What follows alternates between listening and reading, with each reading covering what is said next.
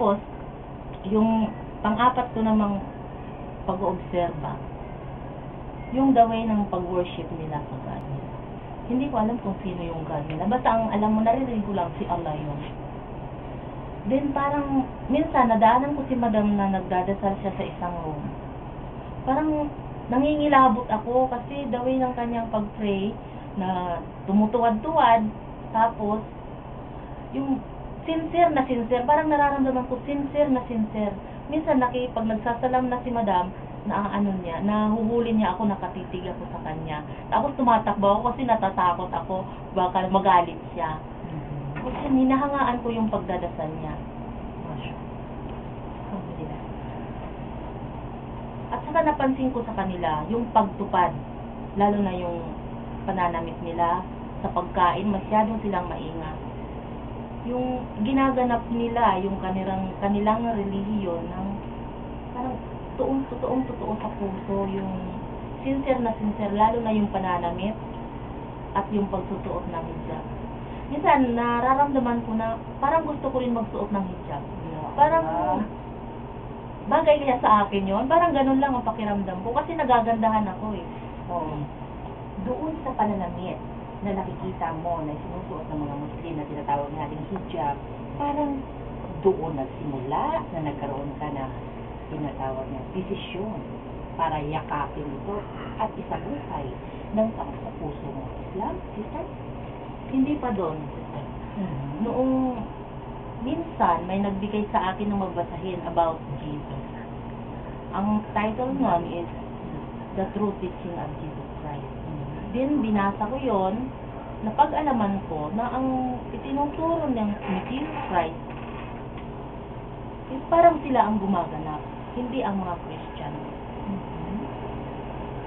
Lalo na sa the way ng pagdadasal, ang nakasanayan ko kasing bago ako magdasal is, pag pumapasok ako ng simbahan is nagsasawsaw ako ng daliri ko sa pintuan, ang sinasabing holy water. Nabasa ko doon na si Jesus is hindi naman nagsasawsaw ng holy water. Naghuhugas siya ng mga braso, ng paa. At nakikita ko, mga Muslim is ganun ang pagdarasal. So, naisip ko na ang Muslim ay sila ang sumusunod ng utos ni Jesus, imbis na kaming mga Kristiyano. Ganun po, parang nag-aano na yung mga katanungan ko. So, ibig sabihin, sa pagbabasa mo, sister, doon namulat ang isipan mo at nayakap mo ang katuroang Islam through your reading ng mga babasahing Islamic. Ganun ba, sister? Ganun po. At doon ko rin nabasa na ang si Jesus is nag-worship sa, mayroon siyang Diyos na sinasamba. So, paano ka nag-formal shahada? Paano? Wala pa? Doon sa Saudi or ano ba? Paano ka nag-shahada? Hindi pa ako nag-shahada noon. Umuwi pa ako ng Pilipinas. Then after 5 months, nagbalik ako ng Saudi Arabia. Tapos, naging close kami nung amo ko at yung mga anak nila. Kahit sa ang lakad is kasama nila ako. Minsan, nakasakay kami sa isang van, sama-sama kami. Inabot kami ng gabi ng pagbibiyahe mula Damam hanggang Alupo.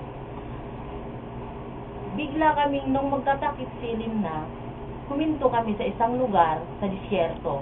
Kung mayroon doon, parang bahay, pero pwede ka mag-CR kung gusto mo. May mga dasalan din doon. So, bumaba silang lahat. Pati mga bata, yung bata na kambal is 9 years old. Pati driver namin, pati mga anak na babae, hindi inaya ng nanay na bumaba tayo. Sila mismo bumaba.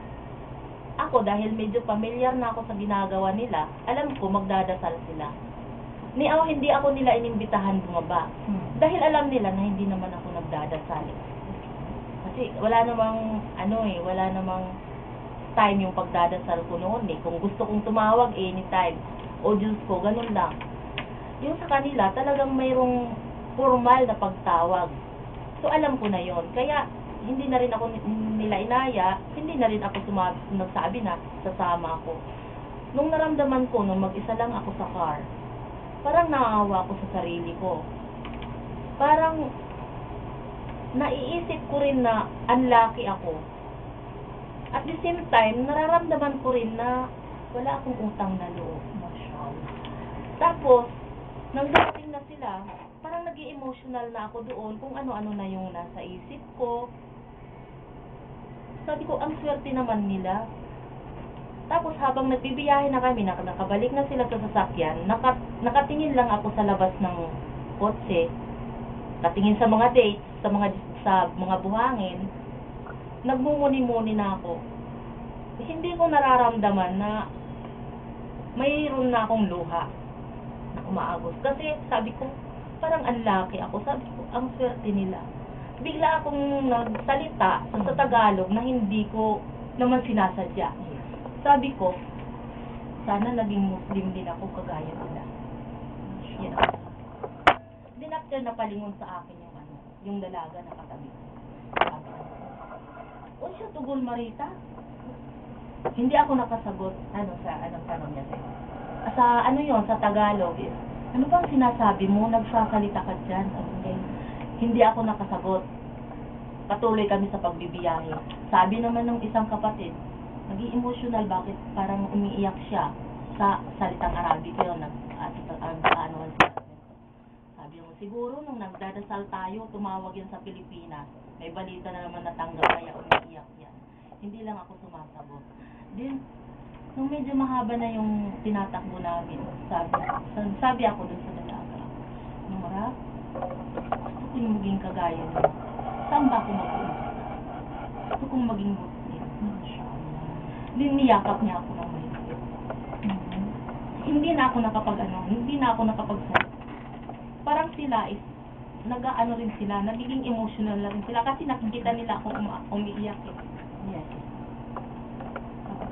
Inanoan ako sa likod, sabi, huwag ka mag-alala, tutulungan ka namin. Yun na.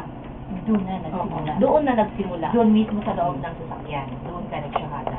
Hindi ako nagsyahada kasi sabi nila, kailangan malaman mo na. Kasi pagka yumakap ka na hindi mo naiintindihan, baka magbalik ka sa pagiging Kristiyano at So, ibig sabihin, nagtrabaho ka doon, gusto mo na maging Muslim, pero hindi ka pa nag-formal shahada hanggang natapos mo yung contract mo, hanggang nakabalik ka sa Pilipinas. No, hindi po. Kinabukasan mismo is, bigla nila akong dinala doon sa center at pinapag-aral ako. At may nagtuturo sa amin doon na isang Pilipino. Okay. So, doon ka talaga.